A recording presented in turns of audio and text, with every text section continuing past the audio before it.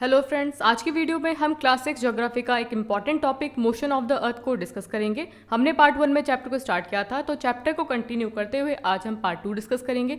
देखिए बच्चों, हमने पार्ट 1 में डिस्कस किया था अर्थ के मोशंस के बारे में कि अर्थ कितने तरीके से मूव करती है। तो अर्थ के दो मोशंस होते हैं, एक होता है रोटेशन और दूसरा होता है रिवॉल्यूशन। रोटेशन में क्या होता है, आपको अच्छे से पता है कि अर्थ अपनी एक्सिस पर मूव करती है और रोटेशन की वजह से अर्थ पर दिन और रात होते हैं। आज की वीडियो में हम डिस्कस करने वाले हैं कि रिवॉल्यूशन क्या होता है और रिवॉल्यूशन की वजह से हमारे अर्थ पर क्या इफेक्ट होता है। The second motion of the earth around the sun in its orbit is called revolution. तो देखिए रिवॉल्यूशन में के अंदर क्या होता है कि अर्थ अपने ऑर्बिट पर मूव करते हुए सन के अराउंड मूव करती है, उसके अराउंड चक्कर काटती है। तो सिंपल तरीके से हम कह सकते हैं कि रिवॉल्यूशन एक ऐसा मूवमेंट होता है अर्थ का जिसमें क्या होता है कि अर्थ सन के अराउंड मूव करती है। It takes 365 days 1 year to revolve around the sun. Earth को सन का एक पूरा चक्कर काटने में 365 डेज लगते हैं। We consider a year as consisting of 365 days only and ignore 6 hours for the sake of convenience. तो बच्चों, आप जानते हैं कि अर्थ को वास्तव में कितना टाइम लगता है। Earth revolve around the sun in 365 days 5 hours 59 minutes and 16 second. तो एग्जैक्ट जो टाइम लगता है वो लगता है हमारा 365 days 5 hours 59 minutes and 16 second. लेकिन जो इतना एक्स्ट्रा टाइम है उसको कैलकुलेट करने में काफ़ी दिक्कत होती है, इसीलिए हम मान लेते हैं कि हमारा जो पूरा एक साल होता है वो होता है 365 डेज का। 6 hours saved every year are added to make one day 24 hours over a span of 4 year। तो देखिए बच्चों, क्या है कि आपको अच्छे से पता है कि एक साल में 365 डेज से थोड़ा सा ज़्यादा होता है, 6 घंटे के आसपास।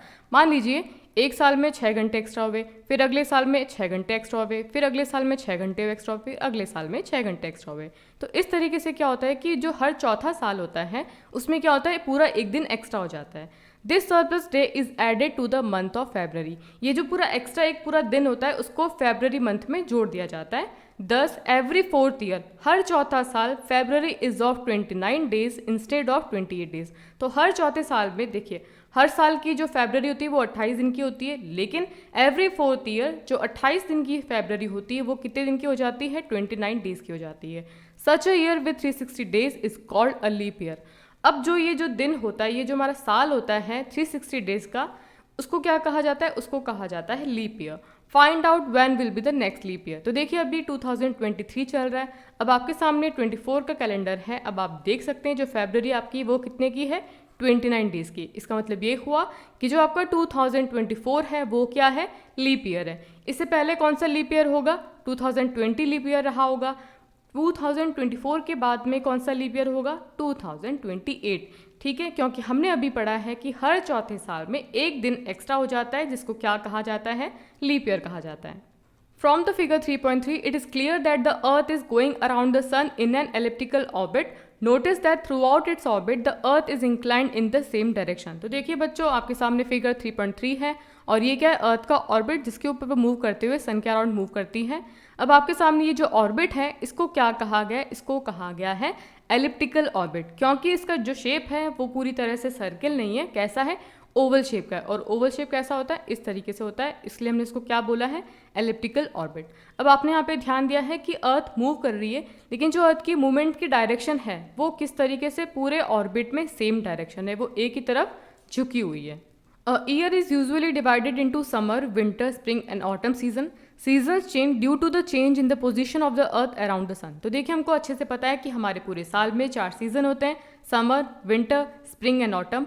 अब ये जो सीजन चेंज हो रहे हैं उसके पीछे रीजन क्या है, तो देखिए हमको अच्छे से पता है कि अर्थ सन के अराउंड मूव कर रही है, तो मूवमेंट के कारण अर्थ की पोजीशन में भी चेंज हो रहा है। तो पोजीशन में चेंज होने की वजह से सीजन चेंज हो रहे हैं। Look at the figure 3.3. You will see that on 21st June the northern hemisphere is tilted toward the sun. देखिए बच्चों, यहाँ पर आपको फिगर क्लियर नहीं हो पाएगा, इसलिए अपनी टेक्स्ट बुक में आप देख सकते हैं। 21 जून को क्या है कि जो हमारा नॉर्दर्न हेमिस्फीयर है, हमको अच्छे से पता है कि अर्थ को 2 पार्ट में डिवाइड किया गया है। इक्वेटर के ऊपर वाला क्या कहलाता है, नॉर्दर्न हेमिस्फीयर, और इक्वेटर के नीचे वाला साउदर्न हेमिस्फीयर। तो इसमें क्या होता है, अर्थ की पोजीशन क्या है कि जो नॉर्दर्न हेमिस्फीयर है वो सन की तरफ झुका हुआ है। The rays of the sun fall directly on the tropic of Cancer, as a result these area receive more heat. तो देखिए आपको अच्छे से पता है कि ट्रॉपिक ऑफ कैंसर का क्या लैटिट्यूड है, 23.5 डिग्री। तो यहाँ पर क्या है, सन रेज डायरेक्टली आ रही है, इस वजह से ये जो एरिया है वहाँ पर बहुत ज़्यादा हीट होती है। The areas near the poles receive less heat as the rays of the sun are slanting. तो देखिए आपको अच्छे से पता है कि ये क्या हमारा नॉर्थ पोल है और ये हमारा होता है साउथ पोल। नॉर्थ पोल मतलब 90 डिग्री। तो ये जो 90 डिग्री वाला एरिया है वहाँ पर इतनी सनरेज नहीं पहुँच पाती, क्योंकि ये जो एरिया है वो काफ़ी ऊपर है इक्वेटर की कंपैरिजन में, तो यहाँ पर जो सनरेज होती है वो थोड़ी सी तिरछी हो जाती है। The North Pole is inclined toward the sun and the places beyond the Arctic Circle experience continuous daylight for about 6 months. तो देखिए आपको कहा गया है कि ये जो नॉर्थ पोल है वो सन की तरफ झुका हुआ है। तो ये जो हमारा आर्कटिक सर्कल है इसकी लैटिट्यूड क्या होती है 66.5 degree.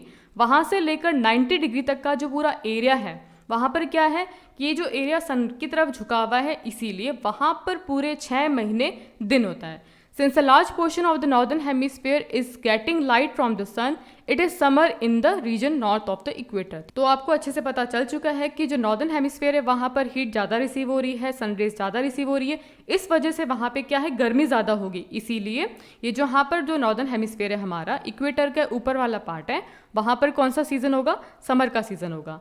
The longest day and the shortest night at these places occur on 21st June. 21 जून को क्या होता है कि यहाँ पर सबसे लंबा दिन होता है और सबसे छोटी रात होती है। At this time in the southern hemisphere all these conditions are reversed. तो देखिए हमको अच्छे से पता है कि साउदर्न हेमिस्फीयर नीचे वाला पार्ट होता है, नीचे वाले पार्ट में साउदर्न हेमिस्फीयर में सारी कंडीशन क्या है, रिवर्स्ड है, अपोजिट है।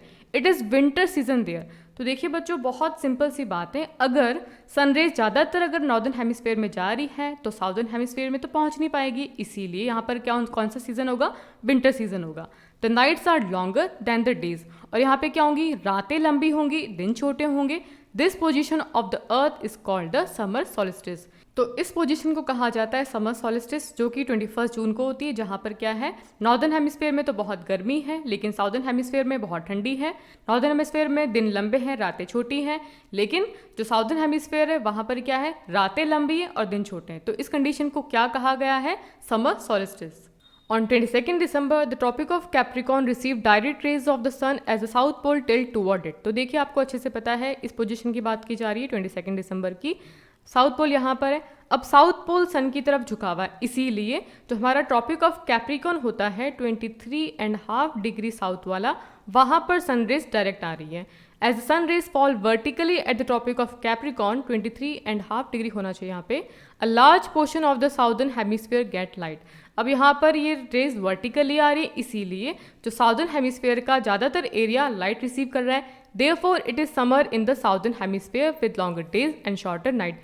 यहाँ पर ज़्यादा लाइट रिसीव हो रही है, यहाँ पर ज़्यादा हीट रिसीव हो रही है, इसीलिए अब यहाँ पर कौन सा सीज़न है, समर का सीज़न है। The reverse happen in the northern hemisphere. अब इसका जस्ट अपोजिट क्या हो रहा है, नॉर्दर्न हेमिस्फीयर में। The position of the earth is called the winter solstice. Do you know that Christmas is celebrated in Australia in the summer season. हम इस image में और अच्छे समझते हैं, आपको डिग्रीज पता है ना, ये कौन सी हमारी 0 डिग्री जिसको क्या कहते हैं, इक्वेटर कहते हैं, ये आपका क्या है 23.5 डिग्री नॉर्थ, और ये आपका 66.5 डिग्री, ये क्या आपका आर्कटिक सर्कल, ये आपका 23.5 डिग्री साउथ जिसको क्या कहते हैं हम ट्रॉपिक ऑफ कैप्रिकॉर्न, और ये क्या आपका 66.5 डिग्री साउथ, इसको क्या कहते हैं हम एंटार्क्टिक सर्कल। ठीक है, अब कंडीशंस क्या है, बिल्कुल उल्टी हो चुकी है, क्योंकि अब यहाँ पर क्या है, दिन लंबे हैं, रातें छोटी होती है, क्योंकि जो सन रेज है अब वो ट्रॉपिक ऑफ कैप्रिकॉर्न पे वर्टिकली आ रही है। दूसरी बात क्या है कि जो हमने वहाँ पर पढ़ा था समर सॉलिस्टिस में कि जो 66.5 डिग्री से लेकर नॉर्थ पोल तक का जो एरिया है जहाँ पर 6 महीने दिन थे, अब वहाँ पर कंडीशन क्या होगी, 6 महीने रात होगी। अब यहाँ पर जो हमारा एंटार्क्टिक सर्कल है 66.5 डिग्री से लेकर 90 डिग्री वाला तक जो एरिया है वहाँ पर क्या होगा, 6 महीने दिन और यहाँ पे 6 महीने रात। तो इस तरीके से जो कंडीशंस हैं विंटर सॉलिस्टिस में वो अब बिल्कुल अपोजिट हो जाएंगी। अब दिसंबर में क्या होगा कि जो हमारा साउदर्न हेमिस्फीयर है वहाँ पर समर होगी और जो हमारा नॉर्दर्न हेमिस्फीयर है वहाँ पर विंटर का सीजन होगा। On 21st March and September 23rd, direct rays of the sun fall on the equator. At this position, neither of the pole is tilted toward the sun, so the whole earth experience equal days and equal night. This is called equinox. तो देखिए यहाँ पे बात की जा रही है equinox की, जो कि कब आता है 21 मार्च एंड सेप्टेम्बर 23 को। इसमें क्या होता है, जो सनरेज होती है वो कहाँ पर होती है, इक्वेटर पे होती है, मतलब 0 डिग्री पे होती है। अब वो चाहे नॉर्दर्न हेमिस्फीयर है या फिर साउदर्न हेमिस्फीयर है, कोई फर्क नहीं पड़ता। अब ना तो साउथ पोल इसकी तरफ है ना ही नॉर्थ पोल इसकी तरफ है, तो पूरे अर्थ पर अब इस कंडीशन में क्या होता है, इक्विनॉक्स की कंडीशन में कि पूरे अर्थ पर दिन और रात बराबर होते हैं। क्यों, क्योंकि जो सन रेज है वो इक्वेटर पे, और इक्वेटर क्या आपका एकदम 0 डिग्री, जो कि अर्थ को 2 इक्वल पार्ट में डिवाइड कर रही है। तो इक्विनॉक्स की कंडीशन में पूरे अर्थ में दिन और रात बराबर होते हैं। On 23rd September, it is autumn season in the northern hemisphere and spring season in the southern hemisphere। यहाँ पे बात की जा रही है 23rd September की। तो देखिए नॉर्दर्न हेमिस्फीयर में कौन सा सीजन है, यहाँ पर ऑटम सीजन है, और यहाँ पर साउदर्न हेमिस्फीयर में कौन सा सीजन है, स्प्रिंग सीजन है। अब यहाँ पे आप महीना देखिए कौन सा है, सितंबर का महीना है। ऑटम सीजन का मतलब होता है जब हमारी सर्दियाँ स्टार्ट होने वाली होती है, जब पेड़ पत्ते गिराना शुरू करते हैं, जिसको हम कहते हैं पतझड़ का मौसम में। तो देखिए हमको अच्छे से पता है कि सितंबर के बाद में अक्टूबर आता है, फिर नवंबर, दिसंबर, और हमारे यहाँ पर जो नॉर्दर्न हेमिस्फीयर है वहाँ पर बहुत ज़्यादा ठंड पड़ने वाली है, इसीलिए सितंबर में यहाँ पर जो हमारा नॉर्दर्न हेमिस्फीयर है वहाँ पर क्या होगा, ऑटम सीजन होगा। लेकिन जो साउदर्न हेमिस्फीयर है वहाँ पर क्या होगा, स्प्रिंग सीजन है, क्योंकि स्प्रिंग सीजन कब आता है, गर्मियों से पहले का जो सीजन होता है उसको कहा जाता है स्प्रिंग सीजन, इसीलिए साउदर्न हेमिस्फीयर में कौन सा सीजन है, स्प्रिंग सीजन है। The opposite is the case on 21 मार्च। अब 21 मार्च में क्या होता है, दोनों हेमिस्फीयर में, northern hemisphere and southern hemisphere. अब यहाँ पे क्या है, when it spring in the northern hemisphere and autumn in the southern hemisphere. अब नॉर्दर्न हेमिस्फीयर में तो क्या होगा, स्प्रिंग सीजन होगा, क्योंकि अब जो मार्च का महीना है, मार्च के महीने के बाद में गर्मियाँ शुरू हो जाती हैं, इसीलिए नॉर्दर्न हेमिस्फीयर में तो क्या होगा, स्प्रिंग सीजन होगा। लेकिन अब साउदर्न हेमिस्फीयर में क्या होगा, ऑटम सीजन होगा। क्यों, क्योंकि अब साउदर्न हेमिस्फीयर में ठंड स्टार्ट होने वाली है। Thus you find that there are days and nights and changes in the season because of the rotation and revolution of earth respectively। इसीलिए रोटेशन एंड रिवॉल्यूशन की वजह से दिन और रात होते हैं और सीजन चेंज होते हैं। तो देखिए बच्चों, आपके पूरे चैप्टर में ये इंपॉर्टेंट डेट्स हैं। 21 मार्च को क्या है, इक्विनॉक्स है, 21 जून को समर सॉलिस्टिस है, 23 सितंबर को इक्विनॉक्स है, एंड 22 दिसंबर को विंटर सॉलिस्टिस है। ये डेट्स आपके एग्जाम के पॉइंट ऑफ व्यू से बहुत ही ज़्यादा इंपॉर्टेंट है, इनको अच्छे से आप लर्न कर लें। और अभी हमने जैसे कि डिस्कस किया था, रिवॉल्यूशन की वजह से सीजन चेंज होते हैं। तो समर के बाद में कौन सा सीजन आता है, ऑटम, ऑटम के बाद में कौन सा सीजन आएगा, विंटर, विंटर के बाद में स्प्रिंग, स्प्रिंग के बाद में समर। तो इस तरीके से रिवॉल्यूशन की वजह से हमारे सीजन चेंज होते हैं। तो बच्चों, आज की वीडियो में हमने ज्योग्राफी का चैप्टर कंप्लीट किया। आई होप ये वीडियो आपके लिए बहुत ज़्यादा इंपॉर्टेंट होगा। वीडियो अच्छा लगा तो वीडियो को लाइक करें, दोस्तों के साथ शेयर करें, चैनल पर नए हैं तो चैनल को सब्सक्राइब करें। Thanks for watching.